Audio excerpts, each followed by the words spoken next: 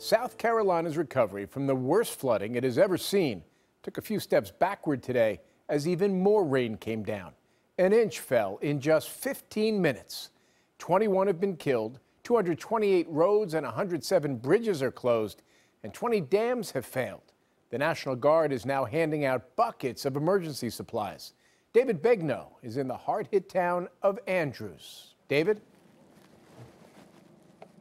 Jim, the good news is the water seems to be dropping, albeit slowly. If you look at this home here on the brick, it seems to be down about a foot. Here in the town of Andrews, it rained here today, but before the rain started, people were out and about scrambling to get essential items like water to people who are surrounded by it tonight.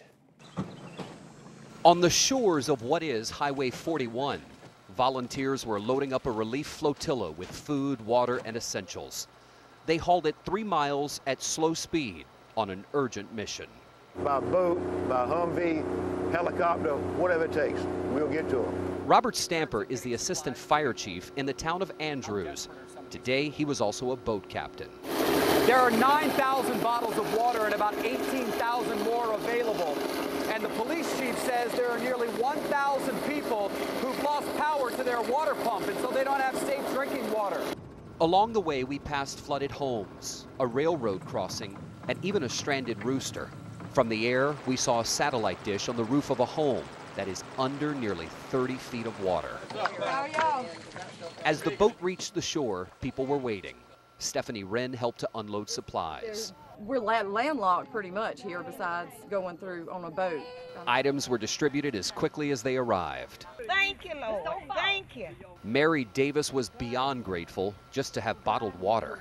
Brittany Mendenhall needed diapers and got them. This is so helpful. I mean, this is good that people get all together and do this for us. Assistant Fire Chief Stamper says he has an obligation to help. These runs that you're making are outside of your jurisdiction. Why are you doing it? Well, somebody in need, we will try to help them. That's what we do. You know, it's not jurisdiction in or whether they're in the town limits or whatever else. If they need something, we will do our best to get it to them. Chief Stamper says he has never seen this kind of flooding. And Jim, the water is headed south. About 2-3 hours ago, we got a report that the water is now in Georgetown, starting to enter there. It's about a 25-minute drive from here in Andrews. And David, as far as the impact of this latest rain this afternoon, what are you seeing? Look, it rained for about an hour, and it seemed to be a little bit, I don't think it added to the amount of water that's here, but it didn't make it any worse. As one resident said, it's hard to imagine anything looking worse than it is. David Begnaud, thank you.